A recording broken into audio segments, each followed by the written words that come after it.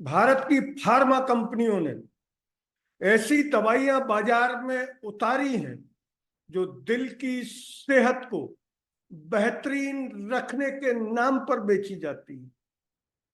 इंसानी शरीर के रक्त में शर्करा को काबू रखने के लिए बेची जाती है। मलेरिया के मरीजों को एनाफ्लीज मच्छर के लार्वा से उत्पन्न मलेरिया से बचाने के लिए बनाई जाती है। लेकिन ये सभी दवाइयां उसी तरह फेल हो रही हैं जिस तरह इनके सैंपल ड्रग टेस्टिंग में फेल हो रहे हैं।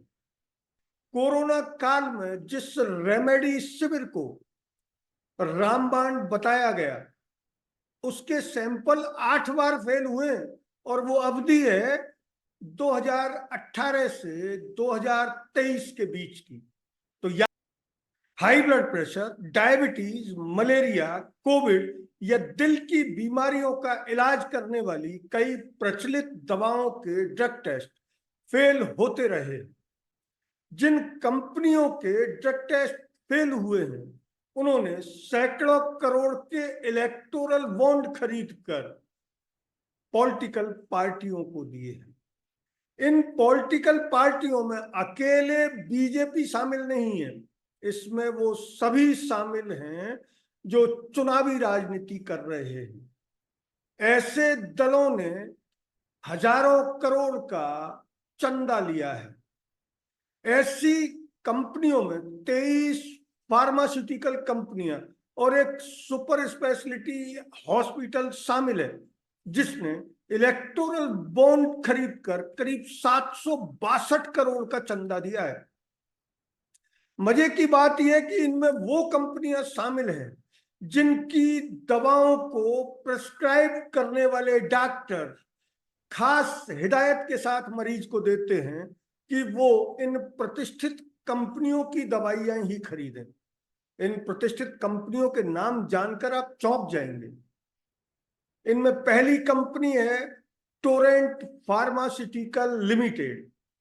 2018 से 2023 के बीच इस कंपनी की बनाई 3 दवाओं के ड्रग टेस्ट फेल हुए हैं। ये दवाएं डेप्लेट A150 यानी A150, निकोरन IV2 और लोपामाइड है। डेप्लेट A150 दिल का दौरा पड़ने से बचाती और निकोरन IV2 दिल के भार को कम करती है। लोपामाइड अल्पकालिक या दीर्घकालिक दस्त रोकने के लिए दी जाती है। अब इन दवाओं से मरीज मरे या जिए इसको आप एक तरफ रख दीजिए, क्योंकि इस कंपनी ने 7 मई 2019 से 10 जनवरी 2024 के बीच 77.5 करोड़ रुपए के इलेक्टोरल बॉन्ड खरीदे। इनमें से 61 करोड़ भारतीय जनता पार्टी को दिए गए, 7 करोड़ रुपए सिक्किम क्रांतिकारी मोर्चा को मिले और कांग्रेस को भी 5 करोड़ रुपए मिले। दूसरी कंपनी है सिप्ला लिमिटेड। 2018 से 2023 के बीच इस कंपनी की बनाई दवाओं के सैंपल टेस्टिंग में 7 बार फेल हुए। ड्रग टेस्ट फेल होने वाली दवाओं में RC cough syrup, लिपबास tablet, Ondem सेट्रॉन और सिप्रेमी इंजेक्शन शामिल है। सिप्रेमी इंजेक्शन में रेमडेसिविर दवा होती है जिसका इस्तेमाल कोविड के इलाज में किया जाता है। लिपबॉस शरीर में कोलेस्ट्रॉल कम करती है और हृदय रोगों के खतरे को कम करने के दावे के साथ बेची जाती है। Ondem सेट्रॉन cancer chemotherapy, radiation therapy और सर्जरी के बाद होने वाली मतली और उल्टी को रोकने में काम आती है। इस कंपनी ने 10 जुलाई 2019 और 10 नवंबर 2022 के बीच 39.2 करोड़ रुपए के इलेक्ट्रोल बॉन्ड खरीदे। इनमें से 37 करोड़ के बॉन्ड बीजेपी को गए और 2.2 करोड़ के बॉन्ड कांग्रेस को मिले। सन फार्मा लैबोरेटरीज लिमिटेड 2022 और 2023 के बीच 6 बार इस कंपनी की दवाओं के सैंपल टेस्टिंग में फेल हुए। फेल होने वाली दवाओं में कार्डिवास, लेटोप्रोस्ट आई ड्रॉप्स और फ्लेक्सुरा डी शामिल है। कार्डिवास का उपयोग हाई ब्लड प्रेशर यानी उच्च रक्तचाप, हृदय से संबंधित सीने का दर्द यानी एंजाइना और हार्ट फेलियर का इलाज करने में किया जाता है। 15 अप्रैल 2019 और 8 मई 2019 को इस कंपनी ने 31.5 करोड़ रुपए के बॉन्ड खरीदे। ये सारे बॉन्ड कंपनी ने बीजेपी को दे डाले। एक और प्रतिष्ठित दवा कंपनी है जाइडस हेल्थ केयर लिमिटेड। इस कंपनी का 2021 में बिहार के ड्रग रेगुलेटर की बनाई गई रेमडेसिविर दवाओं के एक बैच में क्वालिटी कंट्रोल नहीं था और क्वालिटी के नाम पे ये दवाएं बिल्कुल राख जैसी थी। रेमडेसिविर, आपको फिर बता दें कि रेमडेसिविर कोरोना के इलाज में काम आती है। इस कंपनी ने 10 अक्टूबर 2022 और 10 अक्टूबर 2023 के बीच 29 करोड़ रुपए के बॉन्ड खरीदे। इनमें से 18 करोड़ रुपए बीजेपी को, 8 करोड़ रुपए सिक्किम क्रांतिकारी मोर्चा को और 3 करोड़ रुपए कांग्रेस को मिले। एक और कंपनी है हेटेरो ड्रग्स लिमिटेड और हेटेरो लैब्स लिमिटेड। ये कंपनी भी बड़ी प्रतिष्ठित मानती है अपने आप को। 2018 और 2021 के बीच इस कंपनी की दवाओं के सैंपल 7 बार फेल हुए। ड्रग टेस्ट में फेल हुई इन दवाओं में भी रेमडेसिविर इंजेक्शन, मेटफॉर्मिन और कोविफोर शामिल था। रेमडेसिविर और कोविफोर का उपयोग कोविड के इलाज में होता है, जबकि मेटफॉर्मिन डायबिटीज या मधुमेह को कंट्रोल करने में काम आती है। हेटेरो ड्रग्स लिमिटेड ने 7 अप्रैल 2022 और 11 जुलाई 2023 को 30 करोड़ रुपए के इलेक्टोरल बॉन्ड खरीद डाले। ये सारे बॉन्ड तेलंगाना की उस भारत राष्ट्र समिति को दिए गए जिसके नेता आए दिन ये कहते नहीं थकते कि हमारे नेता की पुत्री के कविता को मोदी सरकार ने जानबूझकर बंद कर दिया है। हेटेरो लैब्स लिमिटेड ने 7 अप्रैल 2022 और 12 अक्टूबर 2023 को 25 करोड़ रुपए के बॉन्ड खरीद डाले। इनमें से 20 करोड़ रुपए के बॉन्ड बीआरएस यानी भारत राष्ट्र समिति चंद्रशेखर वाली और 5 करोड़ के बॉन्ड बीजेपी को दे दिए। एक और कंपनी है इंटास फार्मास्यूटिकल लिमिटेड।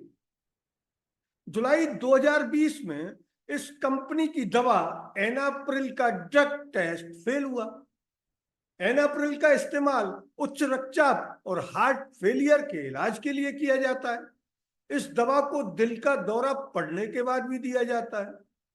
इस कंपनी ने 10 अक्टूबर 2022 को 20 करोड़ रुपए के इलेक्टोरल बॉन्ड खरीदे और ये सारे बॉन्ड बीजेपी को दे डाले। आईपीसीए लैबोरेटरीज लिमिटेड, अक्टूबर 2018 में इस कंपनी की दवा लारियागो टैबलेट का ड्रग टेस्ट फेल हो गया। लेरियागो का उपयोग मलेरिया की रोकथाम और उपचार के लिए किया जाता है।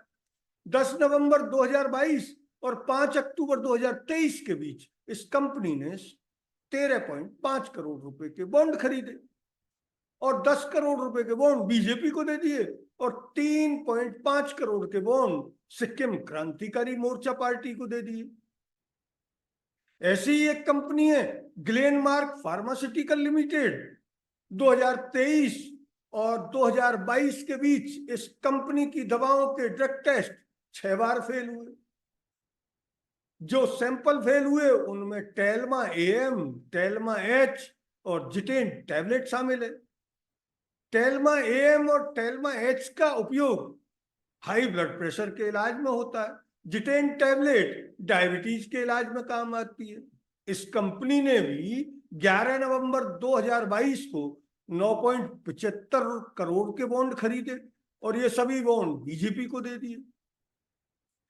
अब सवाल है कि इन कंपनियों के जब जो दवाइयों के सैंपल ड्रग टेस्टिंग में फेल हुए, उनके खिलाफ कार्रवाई क्या हुई? आप बजरमूर्ख हैं क्या? जब वो इलेक्टोरल बॉन्ड खरीद रहे हैं तो उनके खिलाफ बताइए कार्रवाई क्यों होगी? कुछ लोग पूछ रहे हैं कि क्या उनके खिलाफ चार्जशीट दायर हुई क्या? तो अगर हुई तो क्या बॉन्ड खरीदने के बाद उन चार्जशीट पर एक्शन रोक दिया गया? अरे असली बात यह है मित्रों कि सरकार फार्मा कंपनियों की रेगुलेटर है, इसलिए वह क्वालिटी कंट्रोल जांच और मंजूरी देने में जरा सी देर करती है और सैंपल फेल होने का अगर प्रचार कर दे तो कंपनी का बिजनेस 1000 करोड़ की जगह 1 करोड़ रह जाएगा। तो कंपनियां मरता क्या नहीं करता, उन्होंने उठा के इलेक्टोरल बॉन्ड खरीद लिए। सबसे बड़ी आश्चर्य और मजेदार बात यह है कि कई फार्मा कंपनियों ने छापे पड़ने के बाद इलेक्टोरल बॉन्ड खरीदे। ऐसी कंपनियों में साउथ का यानी हैदराबाद का एक यशोदा सुपर स्पेशलिटी हॉस्पिटल है। अदालतें, भारत की अदालतें पता नहीं क्यों इन बड़े पूंजीपतियों के खिलाफ हैं। तेलंगाना के हैदराबाद में इस कंपनी का हेडक्वार्टर है। इस कंपनी ने 4 अक्टूबर 2021 और 11 अक्टूबर 2023 के बीच 162 करोड़ रुपए के इलेक्टोरल बॉन्ड खरीदे, क्योंकि इस कंपनी पर 22 दिसंबर 2020 को आयकर विभाग ने छापा डाल दिया। जैसे ही छापा डला तो ठीक 1 साल बाद कंपनी ने इलेक्टोरल बॉन्ड खरीदने शुरू कर दिए। यशोदा सुपर स्पेशलिटी हॉस्पिटल ने 94 करोड़ रुपए के बॉन्ड चंद्रशेखर की भारत राष्ट्र समिति को दिए, 64 करोड़ रुपए के बॉन्ड कांग्रेस को दिए और 2 करोड़ के बॉन्ड बीजेपी को दिए। एक डॉक्टर रेड्डी लैब बहौर है, इसका हेडक्वार्टर भी तेलंगाना के हैदराबाद में है। डॉक्टर रेड्डी लैब ने 8 मई 2019 और 4 जनवरी 2024 के बीच 84 करोड़ रुपए के इलेक्टोरल बॉन्ड खरीदे। इससे पहले 12 नवंबर 2023 को आयकर विभाग ने इस कंपनी से जुड़े लोगों और उनके सहयोगियों पर अवैध नकद लेन देन का आरोप लगाया और छापे डाल दिए। छापे डलने के 5 दिन बाद ही डॉक्टर रेड्डीज लैब ने 17 नवंबर 2023 को 21 करोड़ रुपए के इलेक्टोरल बॉन्ड खरीद डाले। 4 जनवरी 2024 को 10 करोड़ रुपए के बॉन्ड खरीदे। इस कंपनी ने 32 करोड़ रुपए के बॉन्ड भारत राष्ट्र समिति को दिए, 25 करोड़ रुपए के बॉन्ड बीजेपी को दिए, 14 करोड़ रुपए के बॉन्ड कांग्रेस को दिए और 13 करोड़ के बॉन्ड तेलुगु देशम पार्टी को दिए। एक और कंपनी है आरविंदो फार्मा, हैदराबाद में हेडक्वार्टर रखने वाली इस कंपनी ने 3 अप्रैल 2021 और 8 नवंबर 2023 के बीच 52 करोड़ रुपए के इलेक्टोरल बॉन्ड खरीदे। 10 नवंबर 2022 को कंपनी के डायरेक्टर पी शरत चंद्र रेड्डी को ईडी ने धर लिया, आरोप लगाया कि मनी लॉन्ड्रिंग करता है। जैसे ही उसको अंदर धरा तो कंपनी ने 15 नवंबर 2022 को 5 करोड़ रुपए के बॉन्ड खरीद डाले और ये सभी बॉन्ड भारतीय जनता पार्टी को दे दिए। नेटको फार्मा भी हैदराबाद में हेडक्वार्टर रखती है। इसने भी 5 अक्टूबर 2019 और 10 जनवरी 2024 के बीच 69.25 करोड़ रुपए के बॉन्ड खरीदे। इनमें से 20 करोड़ रुपए बीआरएस पार्टी यानी वही के कविता वाली पार्टी 15 करोड़ रुपए बीजेपी को और 12.25 करोड़ रुपए कांग्रेस पार्टी को दे दिए। एक MSN फार्माकेम लिमिटेड और है, इसका हेडक्वार्टर भी हैदराबाद में है। इस कंपनी ने 8 अप्रैल 2022 और 16 नवंबर 2023 को कुल 26 करोड़ रुपए के इलेक्टोरल बॉन्ड खरीद डाले। इनमें से 20 करोड़ BRS को दे दिए और 6 करोड़ रुपए बीजेपी को दे दिए। यूजिया फार्मा स्पेशलिटीज, इसका भी हेडक्वार्टर तेलंगाना के हैदराबाद में। इसने 8 नवंबर 2023 को 15 करोड़ रुपए के बॉन्ड खरीदे। ये सभी बॉन्ड बीजेपी को दे दिए। अलेम्बिक फार्मास्यूटिकल, इसका हेडक्वार्टर गुजरात के बड़ोदरा में है। इस कंपनी ने 14 नवंबर 2022 और 5 जुलाई 2023 के बीच 10.2 करोड़ रुपए के बॉन्ड खरीदे। ये सभी बॉन्ड बीजेपी को दिए। APL हेल्थ केयर लिमिटेड, इसका हेडक्वार्टर हैदराबाद में। इसने 8 नवंबर 2023 को 10 करोड़ रुपए के बॉन्ड खरीदे और ये सभी बीजेपी को दिए। यहां सवाल है कि अकेली बीजेपी ही इस हमाम में नंगी नहीं है। इस हमाम में लगभग सभी पार्टियां नंगी हैं और सभी पार्टियों ने आर्थिक अपराध करने वाली कंपनियों के साथ साथ देश के मरीजों को मौत के मुंह में धकेलने वाली दवाइयां बनाई हैं। याद कीजिए वो कोरोना काल, जब प्राइवेट और सरकारी अस्पतालों से प्रतिदिन लाशें निकल रही थी। उन लाशों का न पोस्टमार्टम था, न उनके प्रिस्क्रिप्शन का कुछ अता पता है। वो क्यों मरे ये देश अभी तक नहीं जानता। अब जब इलेक्टोरल बॉन्ड का ये गुब्बारा फूटा है तो साफ दिख रहा है कि इन सभी कंपनियों ने न सिर्फ गुणवत्ताहीन दवाइयां बनाई, बल्कि उन दवाइयों को बाजार में बेचकर हजारों लोगों को मौत के मुंह में धकेल दिया। अगर ये वीडियो आपको अच्छा लगा तो इसे लाइक करें, शेयर करें और हाँ, चैनल को सब्सक्राइब जरूर करें। धन्यवाद। जय हिंद।